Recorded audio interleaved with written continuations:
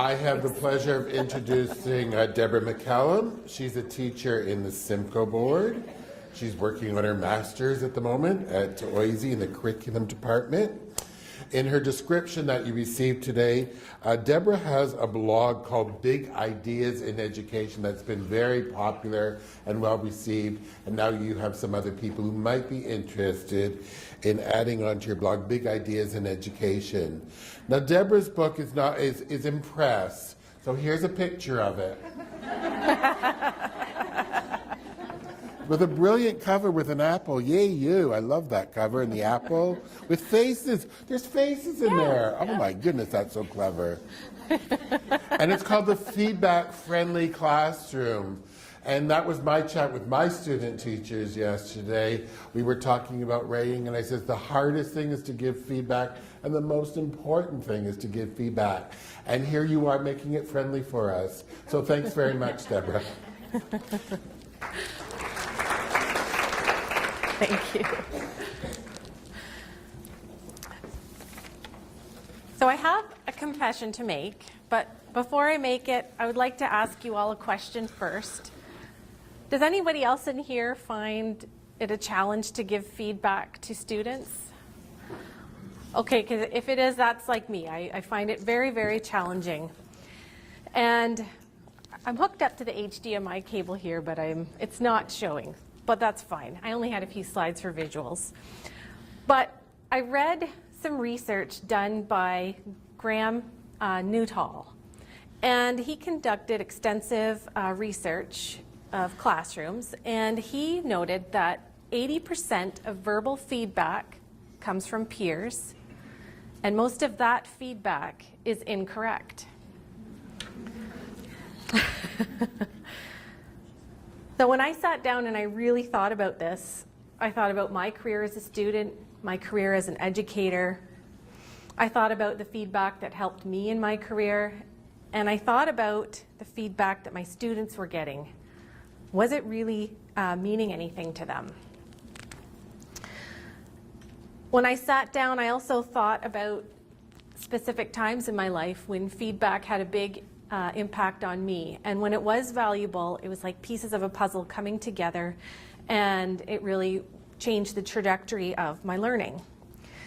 And I think we should all be lucky enough to have those people in our lives that are able to do that for us.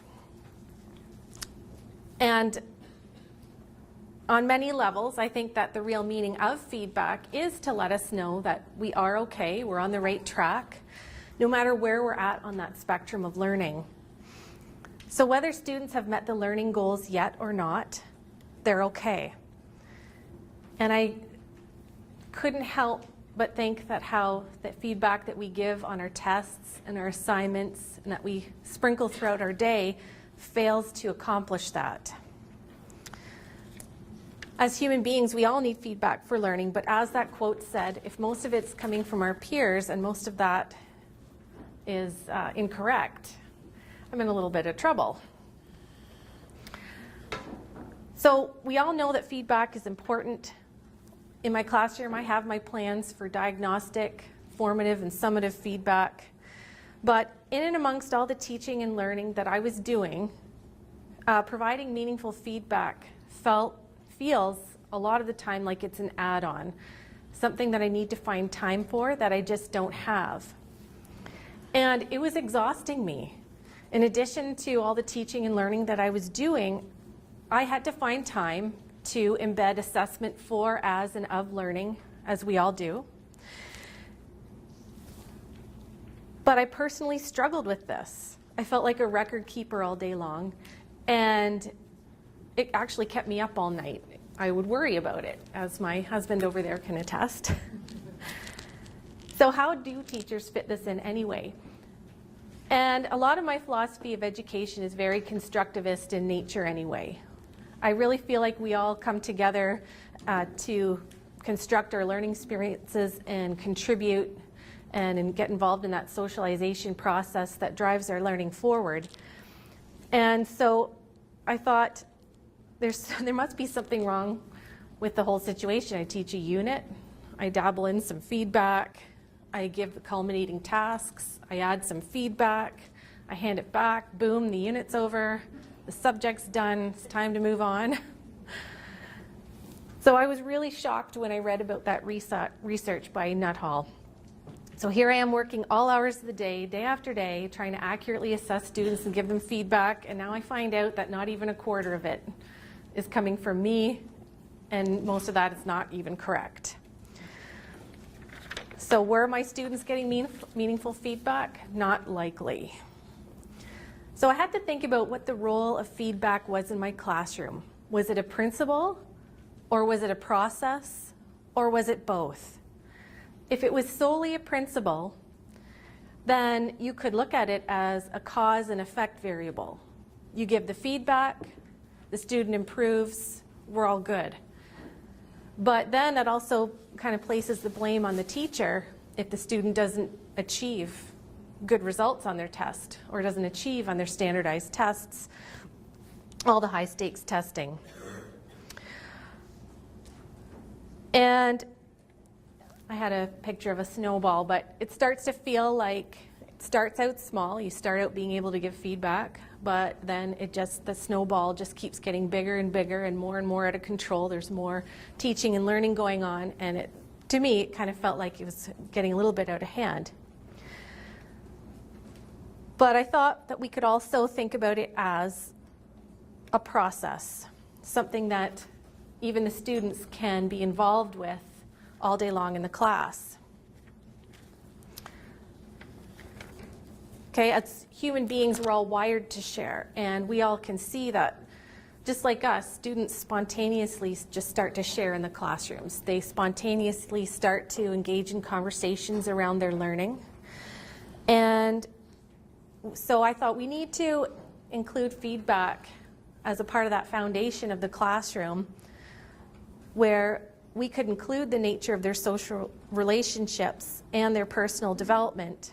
So I came to organize this in the book in from three different perspectives: feedback for academics, feedback for socialization, and feedback for development. And that's how the book gets organized. So whatever language that we're using, whatever strategies we're using, they're organized around those three main principles. And the strategies that I use in the book, they're not new. We've all heard of them, we've all used them. But what's different is the mindset of how we use them. So we're not using them as a principle, I do this, you learn this, but more of a process where it's not the teaching that's the foundation of what's happening in the classroom, but it's the feedback and the learning that comes from that. And it's about making it very explicit at first, but then over time the students having more of a voice in that and even having their own choices in how they give feedback in the classroom. I like to think that in my classroom last year, the strategies that I chose to use at first and that the students did pick up on, it really helped to create a shared vocabulary, a shared language, and shared ways of socializing together around our learning in the classroom. And it also built knowledge and relationships and that are really instrumental in the learning that happens. So we did our best to create our own feedback-friendly classroom. And we started seeing this take root outside of the traditional learning. So we would see this starting to take root out in the hallways, outside at recess, and in other places in the school. And so that was, that is something that I will continue to work on because it's one of my struggles to embed meaningful feedback. And I no longer want to take the teaching and curriculum and have that to be the main process that guides the learning. I want my students to be co-constructors of this, of the academics, the socialization, and their own personal development.